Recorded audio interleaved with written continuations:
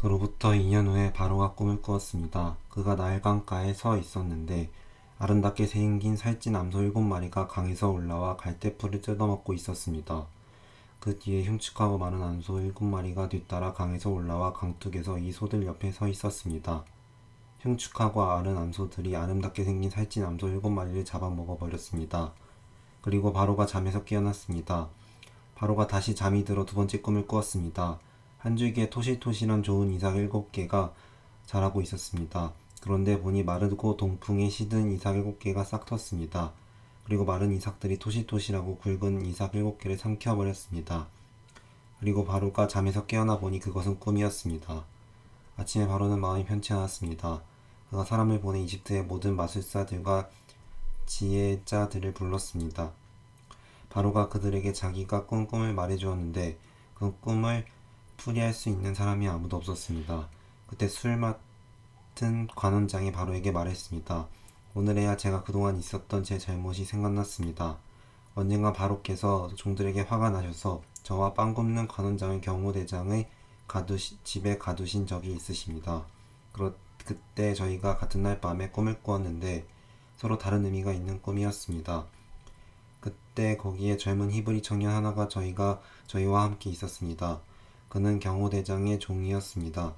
저희가 그에게 저희의 꿈을 이야기해 주었더니 그가 저희에게 꿈을 해석해 주었는데 각자의 꿈에 따라서 그 의미를 풀이해 주었습니다. 그리고 그가 저희들에게 해석해 준 대로 일이 이루어졌습니다. 저는 제자리로 돌아오게 됐고 빵 굽는 관원장의 목이 매달렸습니다. 바로가 사람을 보내 요셉을 불러들였습니다. 그들은 즉시 요셉을 감옥에서 데리고 나왔습니다. 그는 수염을 깎고 옷을 갈아입은 다음 바로 앞에 나갔습니다. 바로가 요셉에게 말했습니다. 내가 꿈을 꾸었는데 아무도 그것을 풀지 못했다. 내가 너에 대해 하는 말을 들어보니 너는 꿈 이야기를 들으면 풀 수 있다고 하더구나. 요셉이 바로에게 대답했습니다. 제가 아니라 하나님께서 바로께 평안한 대답을 주실 것입니다. 바로가 요셉에게 말했습니다. 꿈속에서 보니 내가 나일강 강둑에 서 있었다. 그런데 살찌고 모양새가 좋은 암소 7마리가 강에서 올라와 갈대풀을 뜯어먹고 있었다. 그 뒤를 이어 약하고 보기에 좋은 아주 흉하며 야윈 다른 소 7마리가 올라왔다. 나는 이집트 온 땅에서 그렇게 형편없는 소들을 본 적이 없다. 그런데 그 형편없고 마른 소들이 처음에 살찐 소 7마리를 잡아먹는 것이다. 그것들을 먹고 나서도 굶은 것처럼 여전히 그 생긴새가 형편없었다. 그리고 내가 잠에서 깨었다. 다시 내가 꿈에서 보니 굵고 좋은 알목이 달린 7개의 이삭이 한 줄기에서 자라나고 있었다. 그 뒤를 이어 마르고 동풍에 시든 7개의 이삭이 싹 텄다. 그러고 나서 그 마른 이삭들이 좋은 이삭 7을 삼켜버렸다. 내가 이것을 마술사들에게 말해주었지만 내게 그 꿈을 설명해 준 사람이 없었다. 요셉이 바로에게 말했습니다. 바로의 꿈은 다 같은 것입니다. 하나님께서 이제 하시고자 하시는 일을 바로께 보여주신 것입니다. 7마리 좋은 소는 7년을 말하며 7개의 좋은 이삭도 7년을 말합니다. 이 꿈은 같은 것입니다. 나중에 나온 7마리의 마르고 형편없는 소들 역시 7년을 말하고 동풍에 마른 속이 빈 이삭 7도 흉년이 7년 동안 있을 것을 말합니다.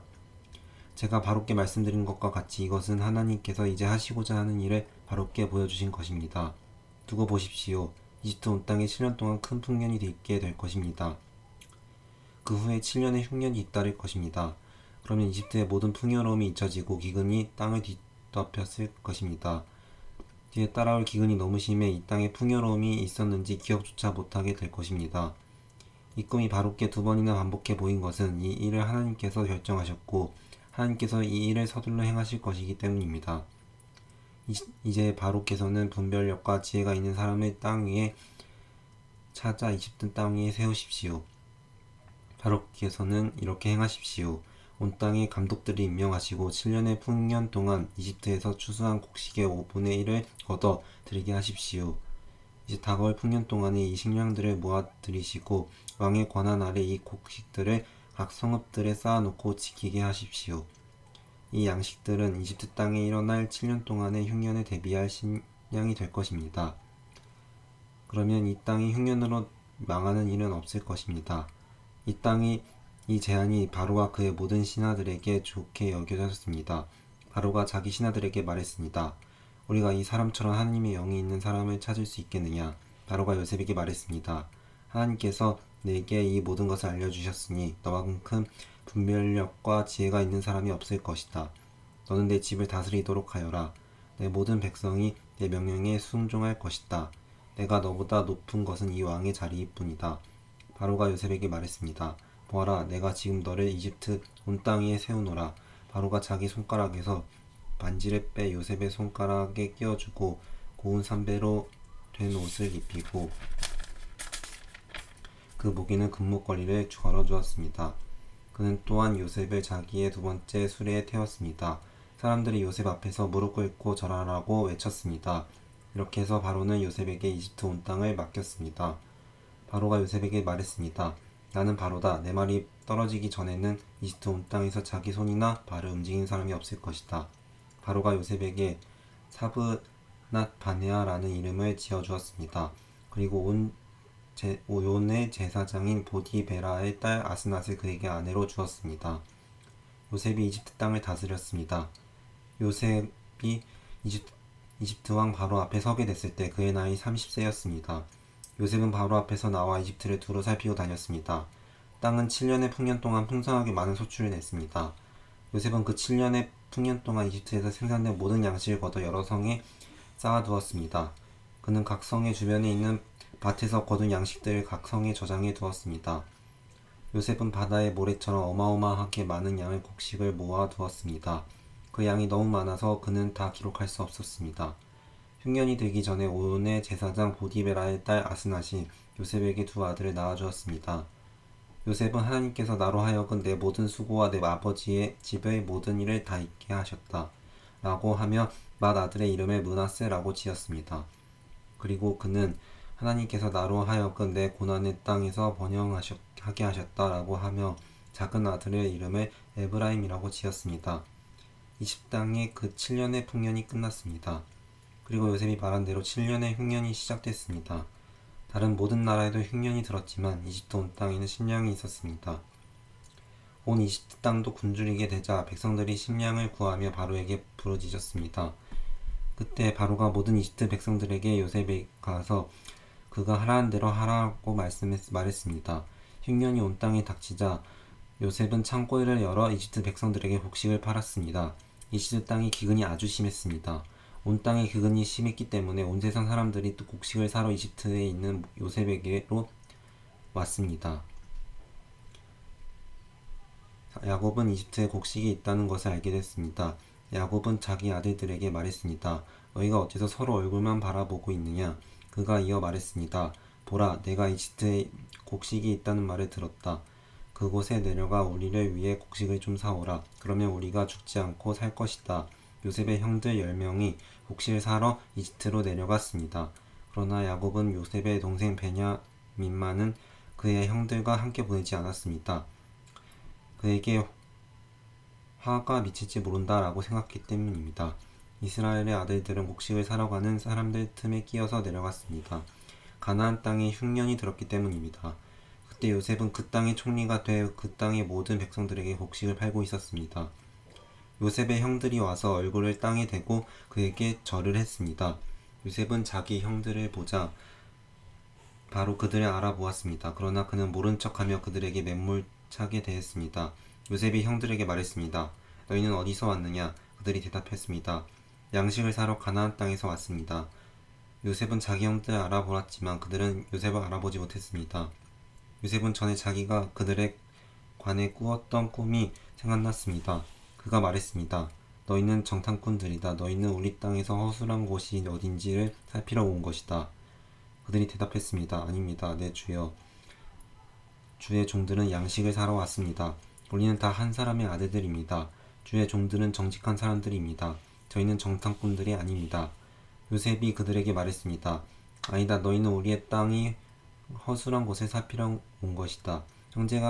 형제들이 대답했습니다. 주의 종들은 12형제입니다. 저희는 가나안 땅에 살고 있는 한 사람의 아들들입니다. 막내는 지금 아버지와 함께 있고 또 하나는 없어졌습니다. 요셉이 그들에게 말했습니다. 내가 너희는 정탐꾼이다 라고 말한 것은 바로 이 때문이다. 그러면 너희를 시험해 보도록 하겠다. 바로의 살아계심을 걸고 맹세하지만 너희 막내가 여기에 오지 않는 한 너희가 이곳에서 빠져나가지 못할 것이다. 너희 가운데 하나를 보내 너희 동생을 데려오도록 하라. 그동안 너희는 갇혀있게 될 것이다. 너희 말이 진실인지 시험해 보도록 하겠다. 만약 진실이 아니라면 바로의 살아계심이 걸고 맹세하건대 너희는 정탐꾼들임에 틀림없다. 요셉은 그 애를 모두를 3일 동안 가둬놓았습니다. 3일 만에 요셉이 형제들에게 말했습니다.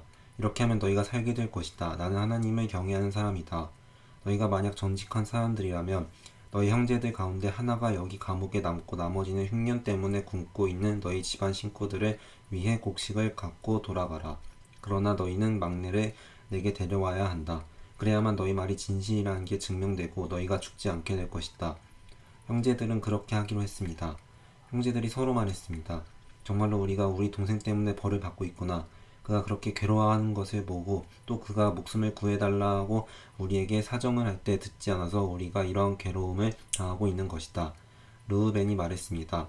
내가 그 아이에게 죄를 짓지 말라고 했는데도 너희가 내 말을 듣지 않았다. 이제 우리가 그의 핏값을 치르게 됐다. 그들 사이에는 통역관이 있었기 때문에 그들은 요셉이 자신들의 땅을 알아듣고 있는 줄을 몰랐습니다. 요셉은 형들에게서 물러나와 울었습니다. 그러고 다시 돌아와서 그들에게 말하고 형제들 가운데 시므온을 골라내서 그들이 보는 앞에서 묶었습니다. 요셉은 종들을 시켜 자기 형제들의 자루를 곡식으로 채우되 각 사람들의 돈을 각자의 자루에 도로 넣어주며 여행에 필요한 음식들도 따로 주라고 명령했습니다. 그들은 그대로 행했습니다. 형제들은 나귀의 곡식을 싣고 그곳을 떠났습니다. 그들 가운데 하나가 여관에서 나귀에게 먹이를 주려고 자루를 열었다가 자루 아귀에 자기 돈이 그대로 들어가 있는 것을 발견했습니다. 그가 자기 형제들에게 말했습니다. 내 돈이 도로 돌아왔다. 여기 내 자루 속에 돈이 들어있어. 그러자 그들의 마음이 철렁 내려앉았습니다. 형제들은 놀라서 서로에게 말했습니다. 하나님께서 우리에게 왜 이런 일을 행하셨을까? 형제들은 가나안 땅에 있는 자기들의 아버지 야곱에게 가서 그동안 있었던 일들을 낱낱이 말했습니다. 그 땅을 다스리는 사람이 저희에게 매몰차게 말하면서 저희를 그 땅을 엿보러 온 정탐꾼 취급했습니다. 그래서 저희가 그에게 말하기를 저희는 정직한 사람들이지 정탐꾼들이 아닙니다. 저희는 12 형제로서 한 아버지의 아들들입니다. 하나는 없어졌고 막내는 지금 저희 아버지와 함께 가나안 땅에 있다고 말했습니다. 그러자 그 땅을 다스리는 사람이 저희에게 말했습니다. 너희가 이렇게 하면 정직한 사람들인지 내가 알아볼 수 있을 것이다. 너희 형제들 가운데 하나를 나와 함께 여기에 남겨두고 나머지는 흉년으로 인해 굶고 있는 너희 집안 식구들을 위해 곡식을 갖고 돌아가라. 그리고 너희 막내를 내게 데려오면 너희가 정탐꾼들이 아니라 정직한 사람들인 것을 내가 알게 될 것이다. 그러면 내가 너희 형제를 다시 내줄 것이며 너희는 이 땅에서 다시 자유롭게 다닐 수 있을 것이다. 라고 말입니다. 형제들이 각자 자기 자루를 비우려고 보니 모든 자루마다 돈꾸러미가 도로 들어 있었습니다. 그 돈꾸러미들을 보고 그들과 그들의 아버지가 겁에 질렸습니다. 아버지 야곱이 그들에게 말했습니다. 너희가 내 자식들을 빼앗아 가는구나. 요셉이 없어지더니 시므온도 없어지고 이제는 베냐민마저 데려가려 하는구나. 너희가 모두가 나를 괴롭히는구나. 르우벤이 아버지에게 말했습니다. 만약 제가 베냐민을 다시 아버지께 데려오지 못한다면 제 아들들을 죽이셔도 좋습니다. 베냐민을 제 손에 맡기십시오. 제가 그를 도로 데려오겠습니다. 그러나 야곱이 말했습니다. 내 아들 베냐민은 너희와 함께 거기에 내려가지 못한다. 베냐민의 형 요셉이 죽었고 이제 베냐민밖에 남지 않았다. 혹시 너희가 데려가는 길에 베냐민이 해라도 입는다면 너희가 흰머리가 난 나를 슬픔 가운데 죽게 만들 것이다.